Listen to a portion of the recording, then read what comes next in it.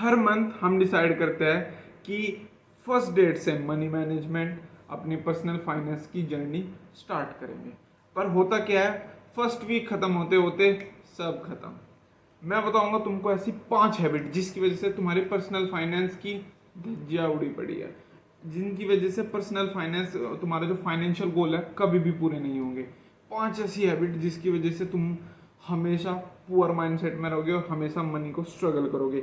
ये 5 हैबिट्स अभी कभी एलिमिनेट कर दो, नहीं तो तुम एलिमिनेट हो जाओगे। फर्स्ट हैबिट है जो तुमको सुधारनी है, वो है इम्पल्स बाइंग। इम्पल्स बाइंग मतलब कि आपने कोई चीज देखी, अपने दोस्त के पास कोई वॉच देखी, स्पोर्ट्स शूज देखे, कोई सेल चल रही है अमेजोन की, उसकी जरूरत भी नहीं है, अमेजोन सेल पे पता नहीं क्या क्या मिल रहा है, खरीद लिया अनसेट, कोई मतलब नहीं है उसको, कोई यूज नहीं है तुम्हारा, वो पड़ी है पीछे, बस सेल चल रही थी तो ले ली। इम्पल्स बाइंग यही है। या फिर जोमेटो, हर दूसरे दिन जोमेटो स्विगी चल रहा है, तो ये होता है इम्पल्स बाइंग। इम्पल्स लड़कियों में क्या होता है कि वे किसी के शूज देख लेंगी, किसी की ड्रेसेस देख लेंगी, हर सेल का उनको पता होता है, अमेजोन पे, फ्लिपकार्ट पे, मिंत्रा पे जितनी भी सेल होती है उनको पता है ये आने वाली है। इतना लड़का ध्यान नहीं रखते और मतलब बिना बिना माइंड के बस स्पेंड स्पेंड स्पेंड। क्योंकि अभी देखो, अभी तो कोई दिक्कत नहीं है क्योंकि अभी पेरेंट्स से पैसा आ रहा है, फिर अभी तुम्हारे पास किसी भी चीज़ की जिम्मेदारी नहीं है।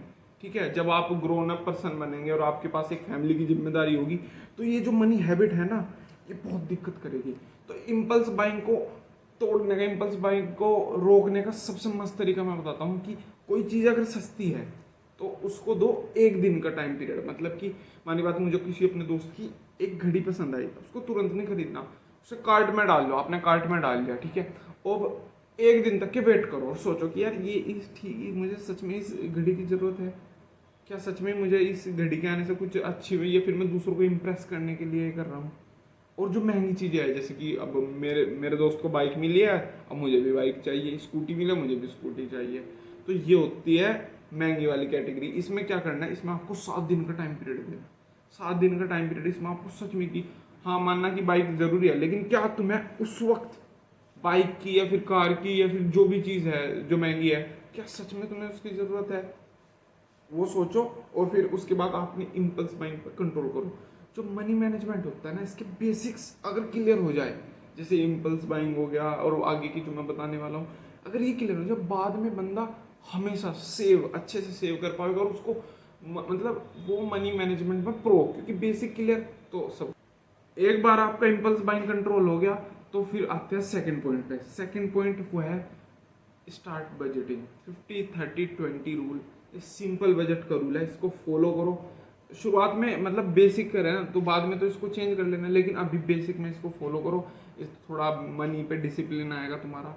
वह इसका मतलब है 50% तो आपकी जो नीड है, जैसे कि रूम का रेंट, आपके खाने पीने का खर्चा, और 30% में ये वो होता है, 50% में ये सब नीड जितनी भी है वे 50% में, 50% ऑफ योर इनकम, सैलरी, या फिर जो घर वाले भेज रहे हैं, ठीक है, उसका 50% आपको नीड्स में खर्च करना है। 30% आपको वॉन्ट्स में खर्च करना है, जैसे कि मेरे को शर्ट चाहिए ना, मुझे शूज़ चाहिए, मुझे कुछ भी, मतलब वो 30% उसमें आता है। 20% आता है आपकी saving. Saving saving saving save जरूर करना है। मतलब बंदे बंदे बंदे बजट बनाना ही नहीं जानते। अगर आप बजट नहीं बना होगा, आपको पता नहीं चलेगा कि आपका पैसा जा कहाँ रहा है, वो आपको पता ही नहीं होगा आप किस चीज़ पे स्पेंड कर रहे हैं, आप प्रायोरिटी नहीं देंगे, तो आपका जो मनी डिसिप्लिन कभी नहीं बनेगा। और अगर मनी डिसिप्लिन नहीं बना तो आप फाइनेंशियल को तो भूल ही जाओ, बिल्कुल भी कोई चांस नहीं है। तो दूसरी चीज़ थी कि अपना मनी बजट का जो ये बजटिंग सिस्टम है, इसको सेट करके रखो। आप इतने डिसिप्लिन बनो बजट को लेके जितने आप अपनी हेल्थ को। अब इमरजेंसी फंड को मतलब रखे कहाँ पे? इमरजेंसी फंड देखो मैं बताता हूँ, मानी बात, आपका इमरजेंसी फंड है 1 लाख का, ठीक है, आपने कैसे भी करके 1 लाख, चलो तो कॉलेज स्टूडेंट दिख रहे तो 10,000 का मानते हैं। तो मेरा मेरा मानना है कि जो 50% है इमरजेंसी फंड, उसको तो रखो FD में, और जो 50% है उसको रखो लिक्विड म्यूचुअल फंड्स में।